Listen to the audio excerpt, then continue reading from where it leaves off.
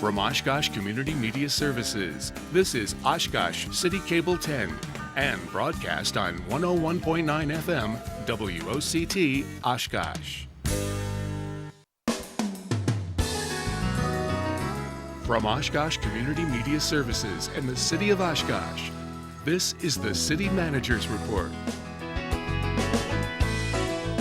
The City Manager's Report is your preview of the next Oshkosh Common Council meeting agenda and an update from your City Manager. Your hosts, Nick Austin from Oshkosh Community Media and City Manager Mark Roloff. Hello everyone, and thank you for joining us. Today's edition of the City Manager's Report is actually a special edition. We're going to review our top 10 moments of the year 2012, and because we have to compact it all into such a short time frame, we'll introduce City Manager Mark Roloff and just get right to it. Mark, thanks for the time. Great to be here, Nick. All right, we start with number 10 because who wants to start a list with number 1, really? You got to build momentum. But number 10 in the year for 2012, kind of a combination here. The switch to automated refuse, and then also coupled with that, the switch to CNG trucks. A big move for the city. It really was, and we had already started with automated recycling, but the automated refuse, the switch was made in October. Everybody's getting their tax bills and sees the little extra $50-ish bill there, but it's going to be a great savings for the taxpayer down the road because it's safer, which also translates into cheaper. Right. So it makes it much more cost effective. And then we had the added benefit that as we were going through the process, we identified the possibility of using compressed natural gas or CNG as the type of vehicle to do this. Right, and it's not only the switching to CNG for the garbage collection trucks, but also for other vehicles as well, correct? It opened up a whole world of possibilities because to make it really cost effective, we needed to do more than just 5 garbage trucks. If we want to take a look at it, perhaps having our own CNG stations. Right now we're utilizing the Quick Trip store, which we're only the 5th store in the Quick Trip market to have a CNG store. So we're using that, but we've got trucks over in not just sanitation, but in water distribution. Mm-hmm. We've got one over at the Parks Department, the street division, that's for wastewater. So we're going to be looking at CNG vehicles with virtually every part of our fleet as we make decisions down the road. And as long as it's a reliable source, we can do it. At the same time, they're actually biofuel vehicles, so we can use traditional diesel or gasoline depending on the type of vehicle. Right, moving right along the list. Number 9, the library, they're going away, and I think a lot of libraries are probably in this trend. They're not going away from paperback, but getting more into the electronic world. They're expanding their ebooks and their books on tape in 2012. It's a sign of the times, but the library still recognizes itself as a resource for information, and everybody can't go out and buy a lot of these different books, but you can borrow them from the library just like you borrow a regular book. Mm-hmm. And so you can download the ebooks and e-audiobooks from the library's website, www.oshkoshpubliclibrary.org. You can and the numbers, I think, really tell the story about Absolutely. this. And I think this just shows with the whole digital age, but look at these numbers. You can see just between ebooks and audiobooks, you combined, we had a 60% increase in the number of borrowings from the library just on that alone. And so that 60% increase says that we're on track to do a lot more of this. And the biggest question that we get is, what about availability? And the Wisconsin Public Library Consortium, of which the Oshkosh Public Library is a member, spent $1 million on ebooks in 2012. They're going to spend another $1 million in 2013 alone. So with those numbers like that, I mean, you see why. Oh, the demand is there, and additionally, the Winnifox Library System, of which we are also a member, they're going to be purchasing more popular ebooks, the ones that people like to borrow more often. So I think you'll see more of that, and then of course, we're training people on how to use this. Right. Because we want people to not just say, oh, the ebooks are there, but I don't know how to do it on my Kindle or my Nook or whatever your ebook might be, your ebook reader. We'll help you learn how to do it so that it makes it just more convenient for you. Yeah, and that's a big thing, I think, is ease of use. No one wants to switch or go to a method like that if they're so confused, they can't handle it on their own. So it's nice to have that. And if you do get an ebook for Christmas and you want to use it, call the library 236-5205. They will actually help you walk through how to download a library book, make it as easy as pie for you. Number 8, a really cool story is number 8. The fire department is involved in a fundraiser along with the Oshkosh Area Community Foundation to raise money for AEDs, which they're going to put out, in public places. I think that's a great idea, especially with heart attacks and heart-related deaths, a very, very common trend across the country, as sad as that is to say. Response time is the most important thing whenever you're dealing with these types of situations. And so the more available you can make these AED units, which means automated external defibrillator, the more you can do, the better. And the foundation, the Community Foundation, has been a wonderful partner, but also other partners have stepped up. The Altrusa Club and other organizations have said, we want to donate to this. And we've already raised $30,000. And wow. One of the beauties of this is the more you raise, the more you can buy, and the more money you have, you can get these for a much lesser price when you're buying in bulk volume. Right. And our goal with the Community Foundation is to raise $100,000 so we can buy multiple AED units and place them throughout the city. And that's what we want to do. We want to make these convenient and available for the public to use. Back in September, as we move on along the list, number 7, there was a special revealing. We had actually a press conference that I was a part of. Go Transit. It's a new brand for the transit department. They rebranded all their buses and whatnot, and that was very big for the transportation department. Well, things hadn't changed there in a long time, so it was revealed along with our new website. And a lot of people say, well, what does Go Transit stand for? And our smart aleck answer is, well, whatever you want it to mean. But people have said, does it mean Greater Oshkosh? Well, sure. Does it mean go, meaning go, get on the transit? Right. Yeah, that too. It's all those things. And the previous brand of Oshkosh Transit, if you noticed all the literature, it was so 1970s. It had not been changed in 30 years. Mm-hmm. And actually, we have a transit audit that's done by the state every 5 or so years, and they actually recommended that we get a new marketing campaign and we get out of the 1970s. And so we engaged the Transit Advisory Board as staff, and it just represents the key strengths of transit, including affordability, mm-hmm. reliability, friendliness, and the professionalism of our great bus drivers. So we want to invite people to Go Transit, give it a shot, and see if you might think with the price of gas being what it is, that going transit is a good deal. Yeah.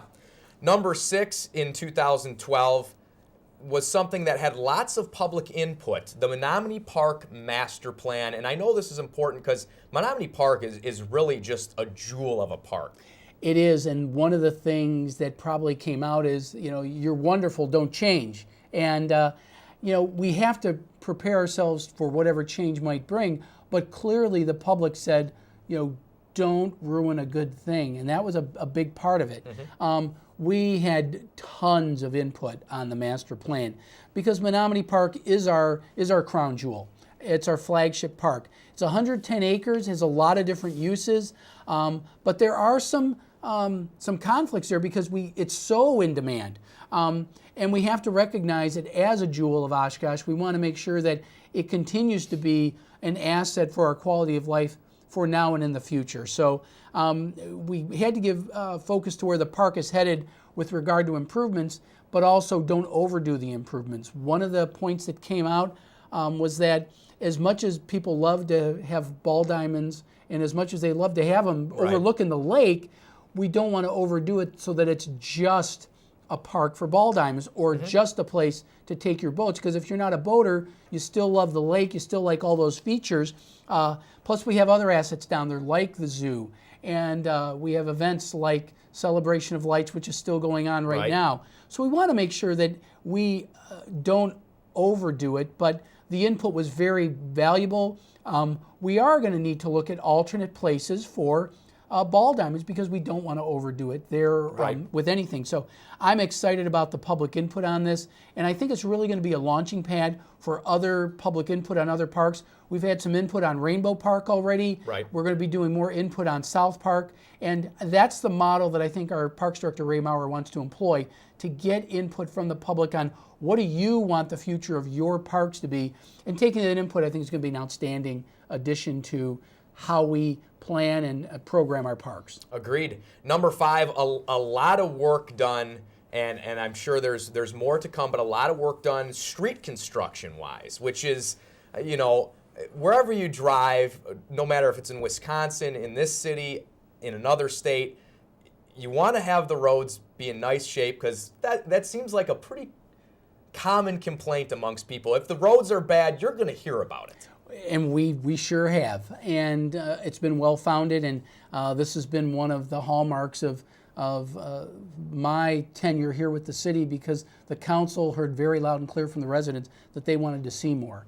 Additionally, the federal government, the state, whether it's been some of the stimulus funds or just an emphasis on transportation, as well as the city's own recognition that we needed to make our streets better.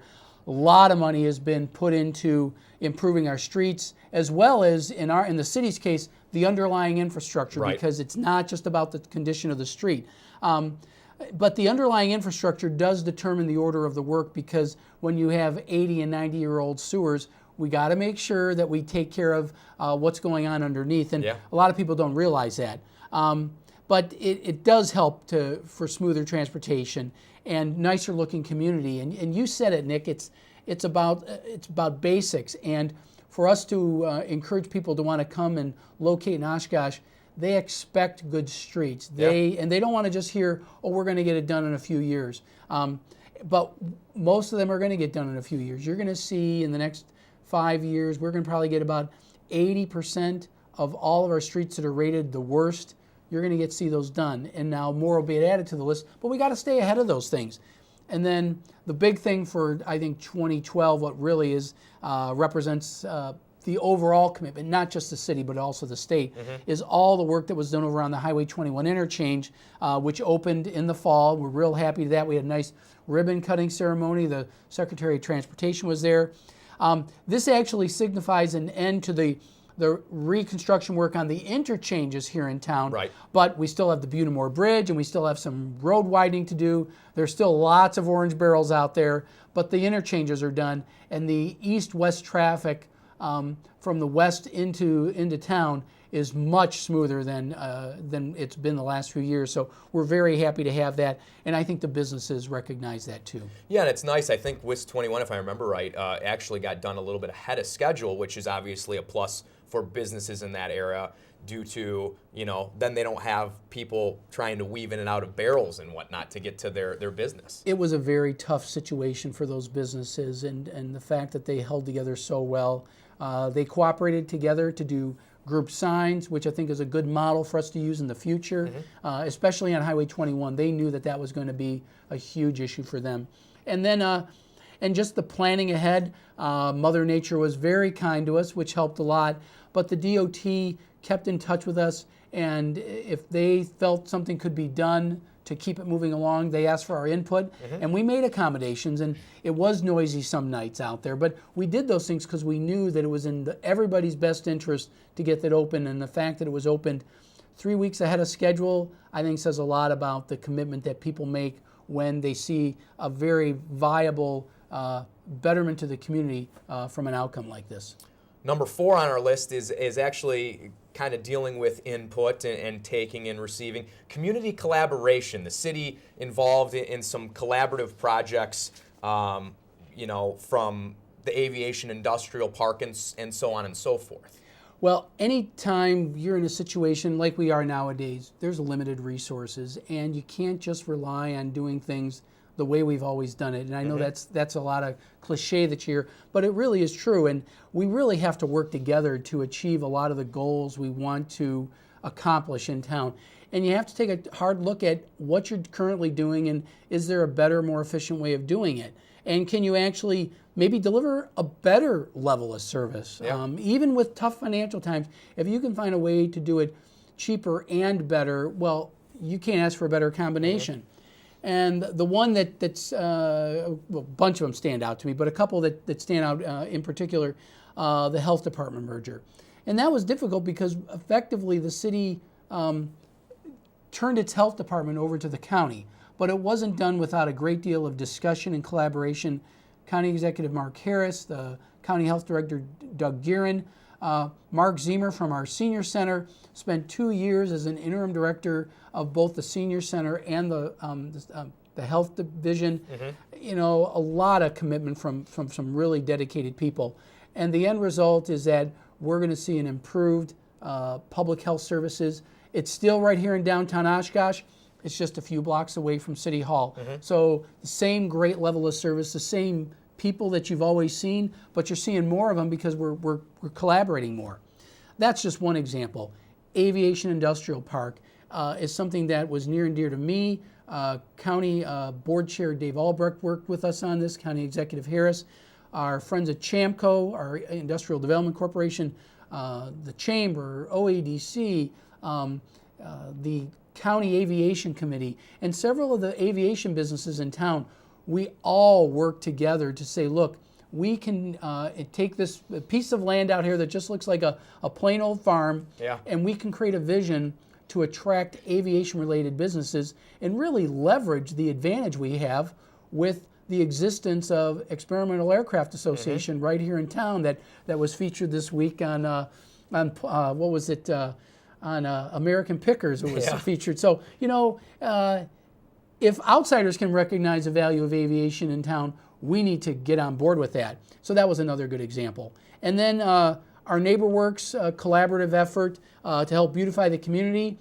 We've had some work done there where NeighborWorks has brought in some experts in neighborhood revitalization, and we're trying to redirect resources into improving investment in older neighborhoods. And cleaning up some of the buildings that need to either be, you know, bulldozed and cleaned up and whatnot. And we need to recognize that as things get rebuilt, that there need to be standards, but we have to do it in a way that encourages investment. The whole idea is to raise property values, and we want to make sure that we do it so that it's affordable for people as well. Right. So the council had a workshop with the Landmarks Commission and the Plan Commission just a few weeks ago, and they discussed ways in which we can improve the standards without being too overbearing on the public. And I think that's another really good initiative.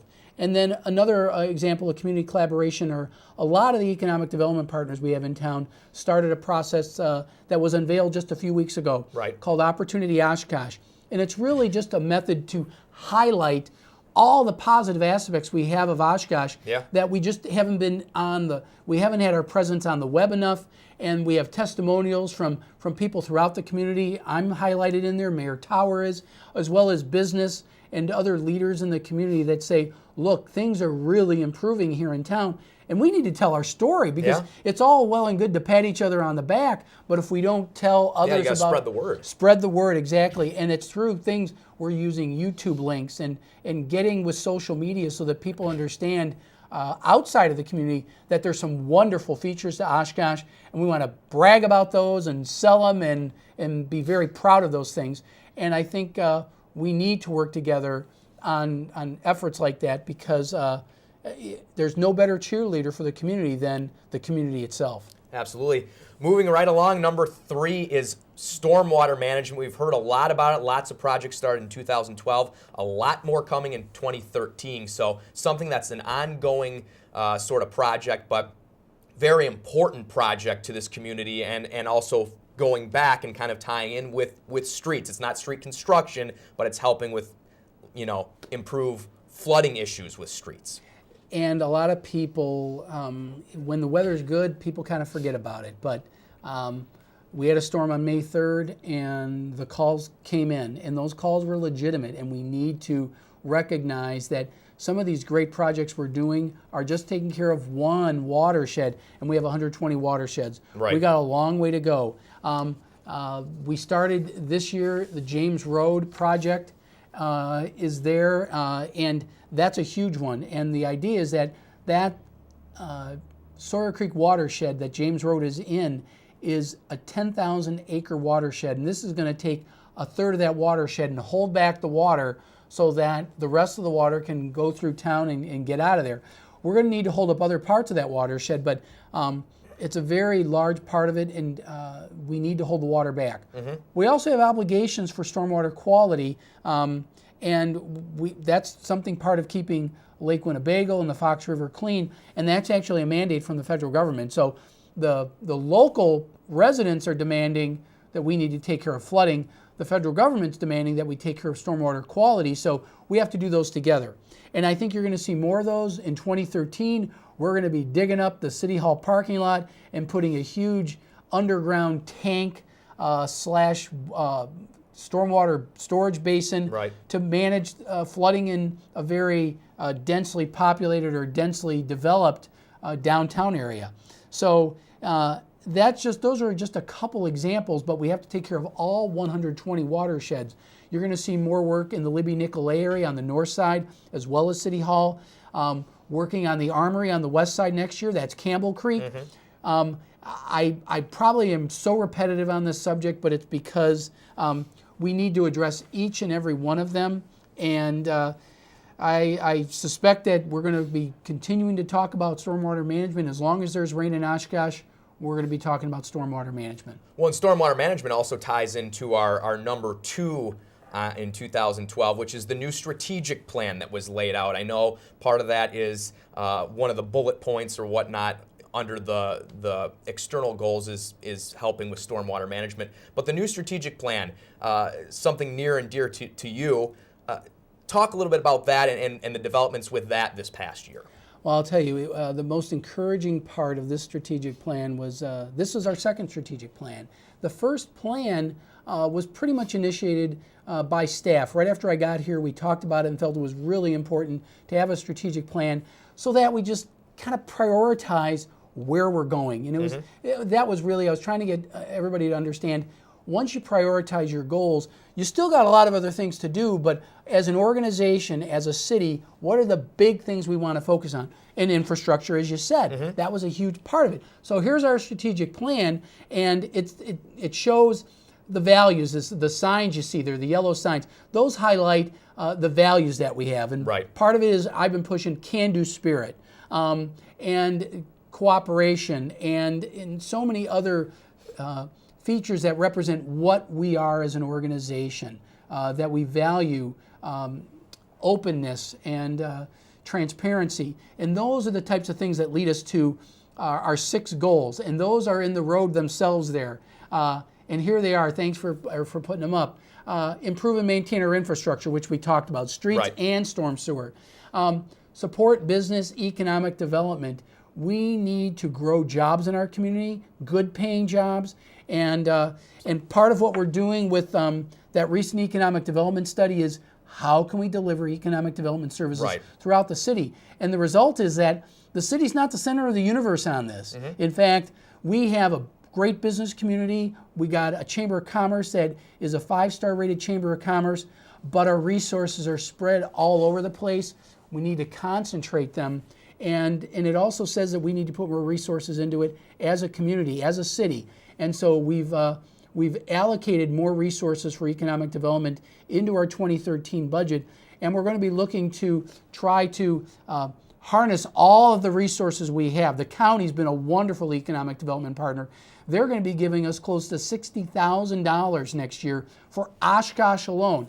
And the county plays into the aviation industrial park a little bit, which could in turn help support business economic development. We got to row in the same direction. We got to row in sync with one another, and part of that is meeting that goal. Additionally, we got to deliver services better, more efficiently. We're real happy with the progress we've made with in our building inspections division, where now people coming into City Hall to get a building permit on their first visit 85% of the time. That's improving the processes, and the comments I get from the business community are just such a turnaround. And it was our own employees who did it. They said, look, we know how to do this, just help us get there. And they made suggestions, and they've just done a wonderful job, and I can't thank them enough for getting on board with this. Well, no one likes to stand in lines or have delays or come anything. back. Yeah, exactly. So we've done that. And then we've got some other goals. And I didn't mention this earlier. 4 of these were external goals and 2 were internal goals. The third one here, strengthen our neighborhoods. We already talked about NeighborWorks and how we're working with them. And we need to get more neighborhood organizations put together. Middle Village, right immediately north of City Hall, they've been organizing and trying to show that there are a lot of people that are still owner-occupants here, and we want to engage them. Improve our quality of life assets, that's the parks, that's the museum, that's the library. People expect good streets, people expect good police, good fire, but what sells them in the end is, after those basic needs are met, quality of life assets. They want to know this is a great place to come and raise a family, and the quality of life assets are what bring them. Yep. But to get them done, you need 2 things internally. You need to improve your employee engagement and get our employees involved, and that's where I talk about the improvements we've made. They've largely come from our employees. And then develop a performance culture where we hold people accountable, and you're going to see more of that coming up. And the greatest resource we have in our organization is our people. So I think you're going to see more of that, and I'm so proud of the council coming to me and saying, we know you started it last time, but we want to get this strategic plan done again. And they were very engaged in the process, and I'm very pleased with the progress we made. And finally, drum roll, please. Yes, absolutely. Our number 1 is Riverwalk progress and all that's been done in regards to the Riverwalk in 2012. A huge community pride project, and something I think not only you and other city officials can be proud of, but the general public and the residents here in Oshkosh. Well, not enough said about one thing. There's a lot of things I can talk about, and I will talk about them. But the community development staff, working with the Parks Department, working with Public Works, community development wrote grants totaling $2.5 million already for Riverwalk. It made it a lot easier to do. And look how beautiful this is. This is just west of Jackson Street, north and west of Jackson Street. There's only one section to complete on the North Shore, and that's over by Beckett's and by the new hotel, and that'll be done sometime next spring. Hope to get it done this year. Came up a few little bugs, but we're still working on it. But the community, the comments I get, there's such community pride because so many of the old timers remember this as an old, crusty industrial area. Right. But I saw an old timer here who in the 1950s said, we ought to make this a Riverwalk. And before the word Riverwalk was in place, we need to have it accessible because these businesses aren't going to be, these factories aren't going to be here forever. Right. And this is what he said. He said this to me, and he said he was saying this in the 1950s. Now there's somebody with vision. Yeah. And I'm so proud that we were able to have that person's vision finally come forth after all these years. Maybe there's more money in the budget for him. Well, maybe he'll bequeath some money to the city. That'd be great. But it's going to be great when City Center Hotel is renamed and is there next year. And now we're flipping to the south side of the river. We've got the area just east of Ohio Street that got done this year. No big problems there, so we're real happy with that one. And you're going to see now we're going to start moving on the south side. And it's like Sherman marching to the sea, we're marching to Lake Winnebago. And our goal is that by 2016 or 17, we're going to be at the Pioneer. And look how beautiful this is. And what's really cool about this section on the south part is that it winds around. So we're very proud of this. And again, I mentioned the City Center Hotel, whatever it's called next year. I expect that might be a candidate for number Right. 1 next year. We're real proud of the progress we've made on the Riverwalk, and we're going to keep this progress moving as we move forward. Yeah, it's always nice, and it gives the people here an option to get out and exercise on that trail a little more, which is promoting a healthier community, which is always a plus as well. Good 2012. Absolutely, hoping for a better 2013. That's all the time we have for today's City Manager's Report, but we hope you like this very special edition, the top 10 in 2012. See you around, everyone.